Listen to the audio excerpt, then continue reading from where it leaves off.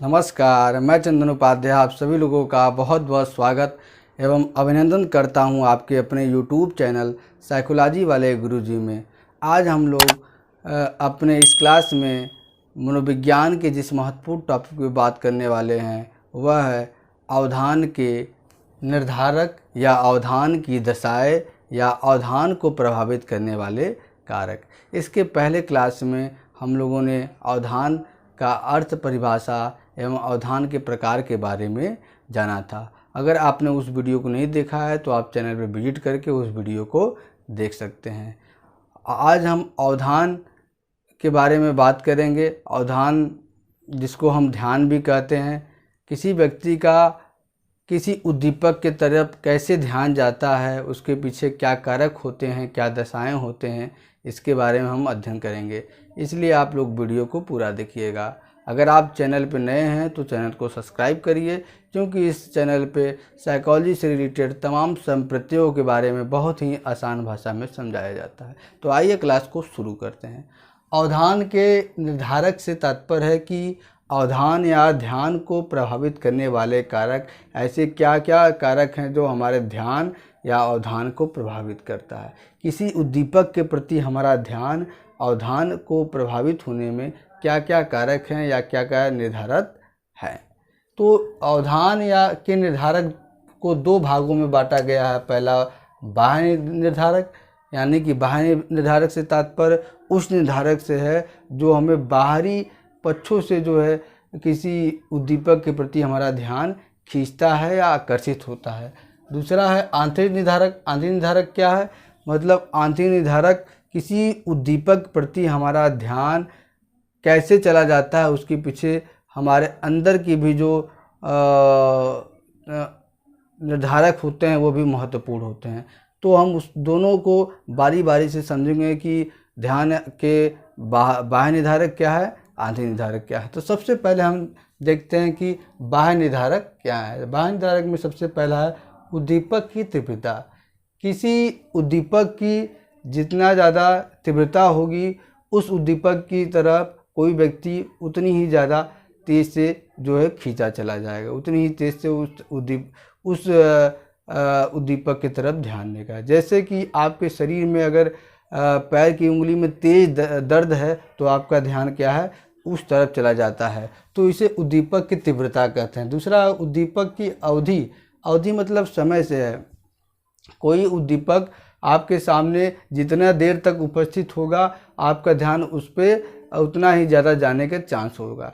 कम समय तक जो उद्दीपक उपस्थित होता है उसके ऊपर आपका कम समय तक या कम चांस होगा उसके ऊपर ध्यान जाने का। ठीक है। यहाँ उद्दीपक से क्या तात्पर्य है? जो आपके व्यवहार को उद्दीप्त करता है। उद्दीपक को स्टिमुलस कहते हैं। ठीक है। इसलिए उद्दीपक का बार बार यहाँ पर नाम लिया जा रहा है। तीसरा है उद्दीपक का स्थान।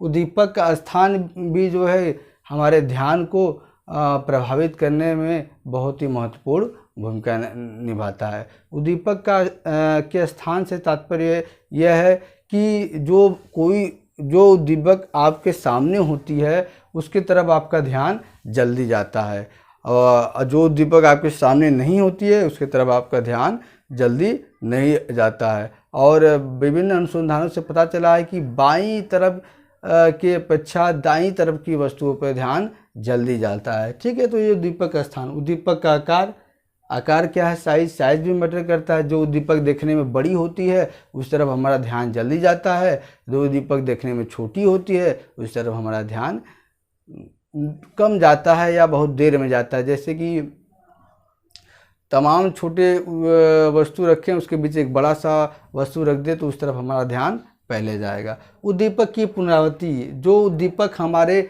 ज्ञानेंद्रियों के सामने बार बार उपस्थित होता है, बार बार सामने उपस्थित होता है, उस तरफ हमारा ध्यान जाने का चांस बहुत ज़्यादा होता है, या उस तरफ हम अपना ध्यान देते हैं। ठीक है। जैसे कि प्रचार करते समय जो प्रचार वाले होते हैं, आप देखते हैं टीवी में या समाचार पत्रों में बार बार वही प्रचार आता है, तो क्या है, अब उस पर अपना ध्यान देते हैं, फोकस करते हैं। ठीक है, तो इसके पीछे क्या रणनीति है, ये उद्दीपक की पुनरावृत्ति को वो समझते हैं कि जब कोई चीज़ बार बार आपके सामने उपस्थित की जाएगी तो उसको उस पर आप ध्यान देने के लिए विवश हो जाएंगे। उद्दीपक का विरोध मतलब जब उद्दीपक का विरोध का तात्पर्य है कि जब दो अलग अलग उद्दीपक एक दूसरे से विरोध करने की अवस्था में हो तो उससे क्या है, हमारा ध्यान उस तरफ अधिक जाता है। जैसे यहाँ पे काले रंग के मार्कर से लिखा गया है, अगर इसी पे जो है हम एक लाल रंग से लिख दें तो आप कालों के बीच में जो लाल रंग रहेगा उस पर आपका ध्यान जल्दी जाएगा।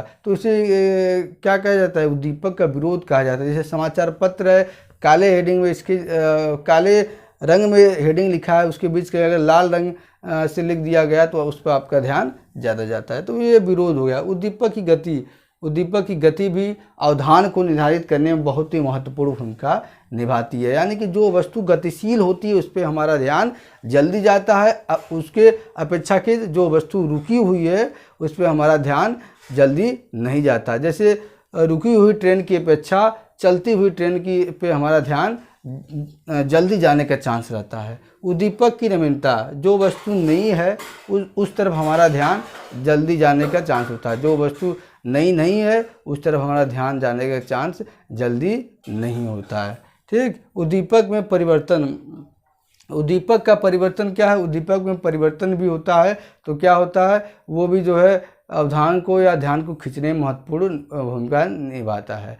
ठीक है, जैसे किसी उद्दीपक में जो है अकस्मात कोई परिवर्तन हो जाए, ठीक है, तो क्या है उससे आपका ध्यान उसकी तरफ खींचा चला जाएगा। जैसे कि कहीं आप गए हैं मार्केट में, वहाँ पे एक ही सामान के जो है या एक ही कलर की गाड़ी है, वहाँ पे कोई और गाड़ी अच्छे ब्रांड की आ जाती है तो आपका ध्यान उस तरफ खींचा चला जाता है। तो इसे उद्दीपक में परिवर्तन बोलते हैं। ये तो बात बाह्य निर्धारक के बारे में हुई। अब हम देख लेते हैं कि उद्दीपक के आंतरिक निर्धारक क्या हैं।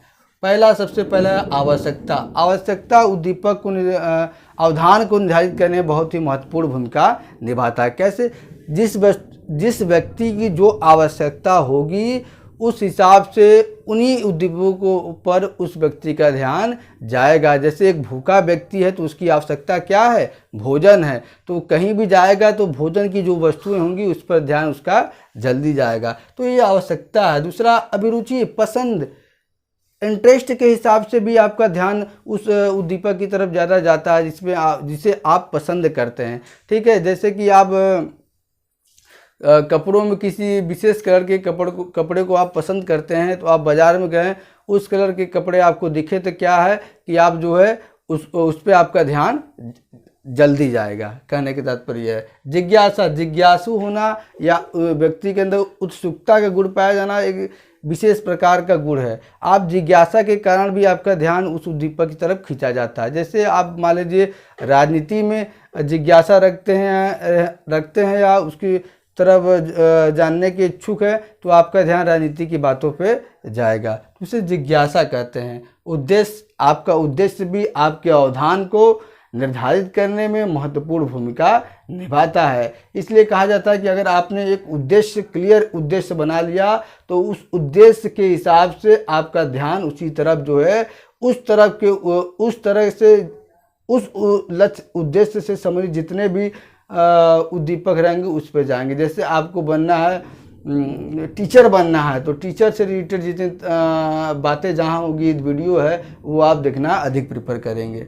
मानसिक तत्परता भी व्यक्ति के अवधान को खींचने में बहुत ही महत्वपूर्ण भूमिका निभाता है। कैसे, आप मानसिक रूप से जितने ज़्यादा किसी वस्तु के प्रति तत्पर होंगे आपका ध्यान वो उतना ही उस वस्तु की तरफ जाएगा। आदत आपका क्या है, जो आदत बन जाता है, आदत भी आपके उसको क्या है ध्यान को खींचने में बहुत ही महत्वपूर्ण भूमिका निभाता है। जैसे एक सिगरेट पीने वाला व्यक्ति का ध्यान क्या है, वो हमेशा उसका सिगरेट के दुकान पे जाता है। एक नाई जो होता है बाल काटने वाला, उसका ध्यान हमेशा बाल काटने के डिजाइन पे जाता है। ठीक, प्रशिक्षण, जिस भी चीज़ का आप ट्रेनिंग लिए हैं उससे संबंधित उद्दीपक अगर आपके ज्ञानेंद्रिय के सामने उपस्थित होती हैं तो आपका ध्यान उनके तरफ ज़्यादा जाता है। ठीक, अगला है मनोवृत्ति। मनोवृत्ति किसी कहते हैं जिससे इंग्लिश में एटीट्यूड कहते हैं। मनोवृत्ति आपके मन की स्वाभाविक स्थिति को मनोवृत्ति कहते हैं। आपके दिमाग पे जैसे मेंटल ठाट होते हैं, मानसिक विचार होते हैं, उसी हिसाब से क्या है आपका अवधान या ध्यान भी निर्धारित होता है। ठीक है, आपके दिमाग में विचार बना हुआ है किसी वस्तु के प्रति या किसी व्यक्ति के प्रति, कोई आपका रोल मॉडल है, तो आपका ध्यान जो है उस उद्दीपक के प्रति ज़्यादा जाएगा। अगला है व्यक्तिगत मूल्य। हर व्यक्ति का एक व्यक्तिगत मूल्य होता है। व्यक्तिगत मूल्य क्या होता है? उसके जीवन के जीने का लक्ष्य, यानी किस हिसाब से वो जीवन को जिए, उसका नैतिक विचार, उसका संस्कार, उसका व्यवहार सब होता है। उसी हिसाब से क्या है वो अपना व्यवहार करता है और उनसे संबंधित जो उद्दीपक होते हैं वो उनके तरफ उसका ध्यान ज़्यादा जाता है। तो इस तरह से आज की क्लास में हमने समझा कि अवधान या ध्यान को निर्धारित करने वाली दशाएं क्या है, इसके बारे में हमने समझा। आज की क्लास में इतना ही, मिलते हैं अपने अगले क्लास में। तब तक के लिए आपका बहुत बहुत धन्यवाद।